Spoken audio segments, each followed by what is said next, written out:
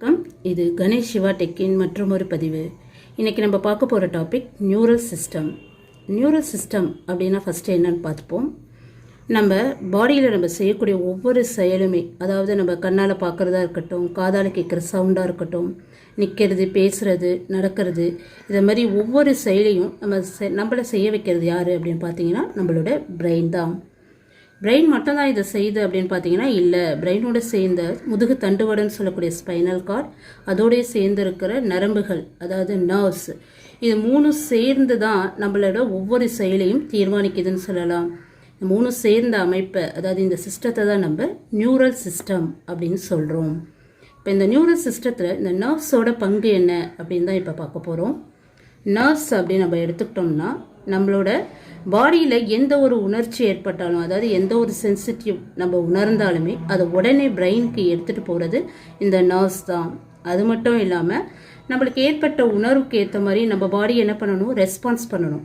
அந்த ரெஸ்பான்ஸ்க்கான சிக்னலை brain produce பண்ணும். அந்த சிக்னலையும் நம்ம பாடியோட பர்டிகுலர் பார்ட்ஸுக்கு, எந்த பார்ட்ஸ் அதுக்கான ரெஸ்பான்ஸ் பண்ணணுமோ அந்த பார்ட்ஸுக்கு அந்த சிக்னலை பிரெயின்லேருந்து பாடியோட அந்த பார்ட்ஸுக்கு எடுத்துகிட்டு போகிறதும் இந்த நர்வ்ஸ் தான்.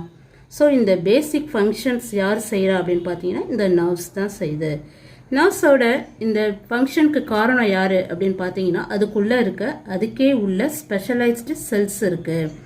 அந்த செல்ஸ் தான் நம்ம நியூரான்ஸ் அப்படின்னு சொல்லுவோம். இந்த நியூரான்ஸ் தான் நம்ம நர்வ்ஸ் செய்யக்கூடிய அத்தனை வேலையும், அதாவது பேசிக் ஃபங்க்ஷன்ஸ்னு சொல்லக்கூடிய அத்தனை ஃபங்க்ஷன்ஸையும் செய்கிறது இந்த நியூரான்ஸ் தான்.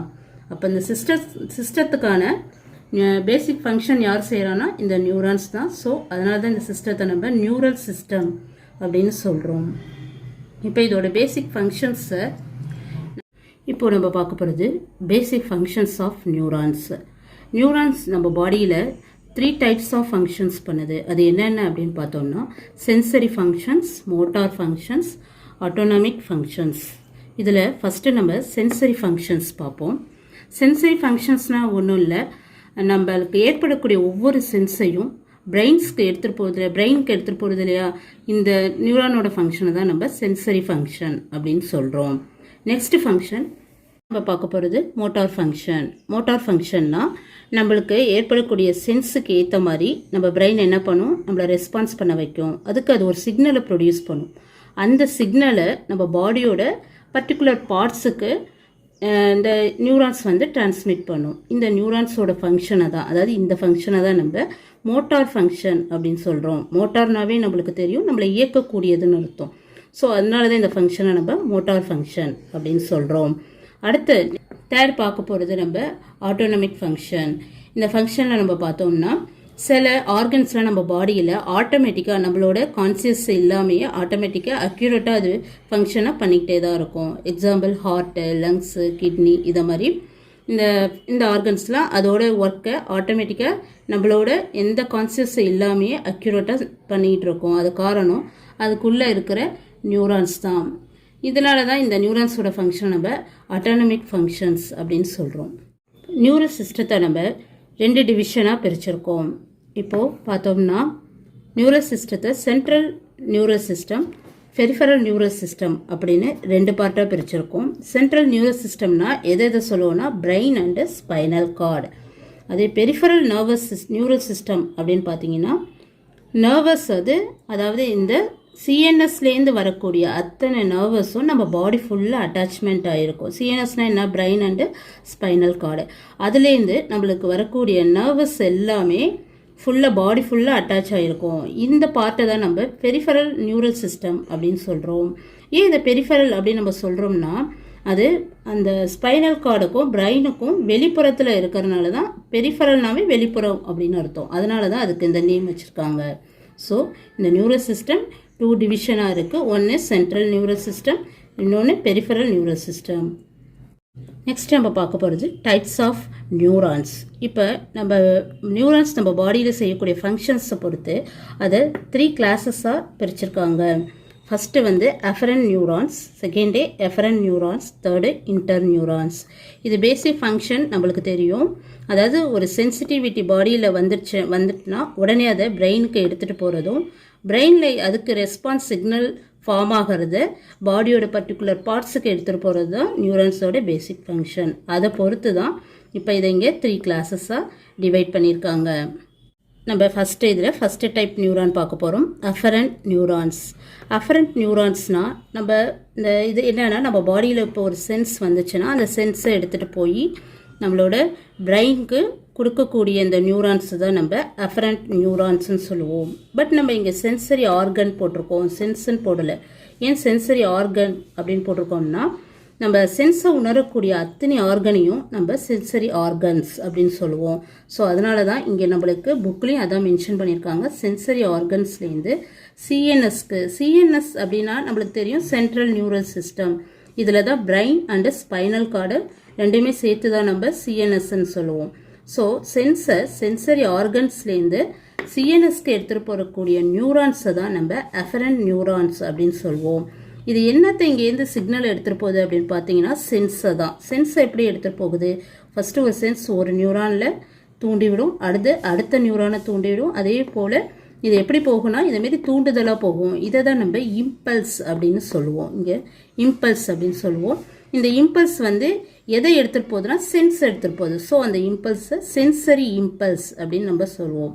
ஸோ அஃபரண்ட் நியூரான்ஸ்னால் என்னென்னா சென்சரி ஆர்கன்ஸ்லேருந்து சென்சரி இம்பல்ஸை சிஎன்எஸ்க்கு டிரான்ஸ்மிட் பண்ணக்கூடிய நியூரான்ஸை தான் நம்ம அஃபரண்ட் நியூரான்ஸ் அப்படின்னு சொல்லுவோம்.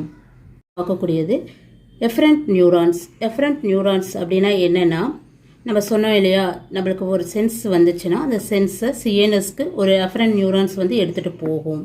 எடுத்துகிட்டு போனோடனே இங்கே என்ன பண்ணும், அந்த சென்ஸ்க்கு ஏற்ற மாதிரி நம்மளுக்கு ரெஸ்பான்ஸ்க்கான ஒரு சிக்னல் பிரெயினில் ஃபார்ம் ஆகும், அதாவது சிஎன்எஸில் ஃபார்ம் ஆகும். அந்த சிக்னலை எஃபெக்டர் ஆர்கன்ஸ்க்கு எடுத்துகிட்டு போகிறது தான். அதாவது இங்கே எஃபெக்டர் ஆர்கன்ஸ்னால் என்னென்னா நம்மளுக்கு ஏற்படக்கூடிய சென்ஸுக்கு ஏற்ற மாதிரி எந்த ஆர்கன் எஃபெக்ட் கொடுக்க போதோ அந்த ஆர்கனை நம்ம எஃபெக்டர் ஆர்கன்ஸ் அப்படின்னு சொல்லுவோம். இங்கே பார்த்தீங்கன்னா இந்த சிஎன்எஸ்லேருந்து வரக்கூடிய அந்த சிக்னலை, அதாவது ரெஸ்பான்ஸ்க்கான சிக்னலை சிஎன்எஸ்லேருந்து எஃபரண்ட் ஆர்கனுக்கு எடுத்துகிட்டு போகக்கூடிய நியூரான்ஸை தான் நம்ம எஃபரண்ட் நியூரான்ஸ் அப்படின்னு சொல்லுவோம். இது எதை எடுத்துகிட்டு போகுது, அதாவது எந்த சிக்னலை எடுத்துகிட்டு போகுதுன்னா மோட்டார் இம்பல்ஸ் எடுத்துகிட்டு போகுது. நம்மளுக்கு இம்பல்ஸ்னால் ஆல்ரெடி தெரியும். மோட்டார்னால் நம்மளை இயக்கக்கூடிய சிக்னல், அதனால தான் அந்த சிக்னலுக்கு மோட்டார் அப்படின்னு வச்சுருக்காங்க. ஸோ மோட்டார் சிக்னலை சிஎன்எஸ்லேருந்து எஃபெக்டர் ஆர்கனுக்கு எடுத்துகிட்டு போகக்கூடிய நியூரான்ஸை தான் நம்ம எஃபரண்ட் நியூரான்ஸ் அப்படின்னு சொல்லுவோம். இப்போது நம்ம சென்சரி ஆர்கன்னா என்னென்ன ஆர்கன்ஸு சென்சரி ஆர்கனில் வரும் அப்படின்னு தான் பார்க்க போகிறோம். இப்போ நம்ம உணரக்கூடியது, அதாவது கண், ஐ, இயர், நோஸ், டங், இதை மாதிரி சென்சிட்டிவிட்டி உணரக்கூடிய ஆர்கன்ஸ் எல்லாமே சென்சரி ஆர்கனில் வரும். அதே போல் எஃபெக்டர் ஆர்கன் அப்படின்னு நம்ம பார்த்தோம்னா, அதாவது இந்த சென்ஸுக்கு எது எஃபெக்ட் கொடுக்கக்கூடியதோ அந்த ஆர்கனை தான் நம்ம எஃபெக்டர் ஆர்கன் அப்படின்னு சொல்லுவோம். இப்போ எக்ஸாம்பிளுக்கு நம்ம ஷோல்டரில் இப்போ ஒருத்தங்க கை வச்சாங்கன்னா உடனே நம்ம என்ன பண்ணுவோம், நம்ம கழுத்து திருப்பி பார்ப்போம். ஏதோ ஒரு பொருளை தொட போகிறோம், அது கையை சுட்டுடுச்சுன்னா கையை அந்த இடத்துல விட்டு விரலோ இல்லை கையவோ நம்ம அந்த இடத்துலேருந்து மூவ் பண்ணிடுவோம். அப்போது நம்ம பாடியில் எஃபெக்ட் கொடுக்கக்கூடிய எந்த ஆர்கனாக இருந்தாலுமே அது அங்கே இருக்கக்கூடியது என்னென்னா மசில்ஸும் போன்ஸும் தான். ஸோ எஃபெக்டர் ஆர்கன்ஸ் நம்ம சொல்கிறப்ப போன்ஸ் அண்ட் மசில்ஸை தான் எஃபெக்டர் ஆர்கன்ஸ் அப்படின்னு சொல்லுவோம். நம்ம தேர்டு நியூரான்ஸ் பார்க்க போகிறோம். தேர்டு இன்டர் நியூரான்ஸ் நம்ம சொல்கிறப்ப இது எங்கே இருக்குன்னா எஃபரண்ட் நியூரான்ஸுக்கும் நடுவில் ஒரு நியூரான்ஸ் இருக்கும். நடுவில் இருக்கிறதுனாலேயே இந்த நியூரானை நம்ம இன்டர் நியூரான் அப்படின்னு சொல்கிறோம். ஏன் இங்கே நடுவில் இது ப்ரெசென்ட் ஆகிருக்கு அப்படின்னு பார்த்தீங்கன்னா, நம்ம எஃபரண்ட் நியூரான்ஸ்லேருந்து வர ஏதோ ஒரு சென்ஸ் இருக்கும், அது டைரெக்டாக நம்ம சிஎன்எஸ்குள்ளே, அதாவது பிரெயின்குள்ளே போணுச்சுன்னா அதுக்கு ஒரு அட்டாக், ஏதோ ஒரு ஷாக்கிங் இருக்கும். அந்த ஷாக்கிங்லேருந்து பிரெயினை நம்ம காப்பாற்றுறதுக்கு தான் இந்த இன்டர் நியூரான் ப்ரெசென்ட் ஆகிருக்கு. அதனால் எஃபரண்ட்லேருந்து வரக்கூடிய சிக்னலை இது வாங்கிக்கிட்டு அதுக்கப்புறம் பிரெயினுக்கு கொடுக்கும். அதே போல் பிரெயின்லேருந்து வர சிக்னலை வாங்கி எஃபரண்ட் நியூரானுக்கு கொடுக்கும். இது இந்த இன்டர் ஸ்பேஸில் இருக்கிறதுனால இந்த நியூரானை இன்டர் நியூரான் அப்படின்னு சொல்கிறாங்க. நெக்ஸ்ட் நம்ம பார்க்க போகிறது நியூரோகிலியாங்கிறது ஒரு நான் நர்வஸ் செல்ஸ், அதாவது ஒரு நரம்பு சம்மந்தமே இல்லாத ஒரு செல்லு. ஆனால் பட் இது எங்கே இருக்குது அப்படின்னு பார்த்தீங்கன்னா சிஎன்எஸில் ப்ரெசென்ட் ஆகிருக்கு. இது எந்த இடத்துல சிஎன்எஸில் ப்ரெசென்ட் ஆகிருக்குன்னா, நம்ம இன்டர் நியூரான் இதுக்கு முன்னாடி பார்த்தோம் இல்லையா, அந்த இன்டர் நியூரானோட இடையில அதாவது அதோட ஸ்பேஸில் ப்ரெசென்ட் ஆகிருக்கு. எதுக்காக அங்கே ப்ரெசென்ட் ஆகிருக்கு அப்படின்னு பார்த்தோம்னா சிஎன்எஸ்குள்ளே கனெக்டிவ் டிஷ்யூங்கிற ஒரு விஷயமே அங்கே இல்லை. கனெக்டிவ் டிஷ்யூனா என்ன? நம்மளோட பாடியில் போன்ஸும் மசில்ஸும் இருக்குது, பட் அது ரெண்டும் தனித்தனியாக இருக்காது. அதை ரெண்டுத்தையும் கனெக்ட் பண்ணக்கூடிய கனெக்டிவ் டிஷ்யூ அங்கே இருக்கும். அதனால் அது ரெண்டும் எப்பவும் சேர்ந்தே இருக்கும். அதேமாரி ஒரு கனெக்டிவ் டிஷ்யூ சிஎன்எஸ்ல இல்லாததுனால நியூரான்ஸ் ஒன்றுத்தோட ஒன்று கனெக்டிவோட இருக்கிறதுக்காக ப்ரெசென்ட் இருக்கிறதா இந்த நியூரோகிலியா செல்சஸ். இந்த நியூரோகிலியா செல்சஸ் எதுக்கு பதிலாக ப்ரெசென்ட் ஆகிருக்குன்னா கனெக்டிவ் டிஷ்யூஸ்க்கு பதிலாக நியூரோகிலியா செல்ஸ் ப்ரெசென்ட் ஆகிருக்கு. ப்ரெசென்ட் ஆகிருக்கிறதுக்கு காரணம் என்ன, அதோட ஃபங்க்ஷன்ஸ் அங்கே என்ன அப்படின்னு நம்ம பார்த்தோம்னா இந்த நியூட்ரிஷன், அங்கே இருக்கிற நியூரான்ஸ்களை நியூட்ரிஷன் சப்ளை பண்ணுறது இந்த நியூரோகிலியா செல்ஸ் தான். அது மட்டும் இல்லை, அதில் ஏதாச்சும் ஒரு இன்ஜுரிஸ், நியூரான்ஸில் ஏதோ ஒரு இன்ஜுரிஸ் இருந்துச்சுன்னா அதை ரிப்பேர் பண்ணுறதா இருக்கட்டும். அதுக்கப்புறம் அதில் ஒரு ஃபேகோசைட் ப்ராசஸ் அப்படின்னு ஒரு ப்ராசஸ் பண்ணுது. அப்படின்னா என்ன ப்ராசஸ்னால் ஃபேகோசைட்னாவே விழுங்குறது. ஏதாவது ஒரு வைரஸோ பாக்டீரியா ஃபங்கஸ் ஏதோ ஒரு வெளியிலேருந்து ஒரு மைக்ரோப்ஸ் வந்துச்சுன்னா அதை விழுங்குற ப்ராசஸ் பண்ணி அதை அழிச்சிடும், டெஸ்ட்ராய் பண்ணும்.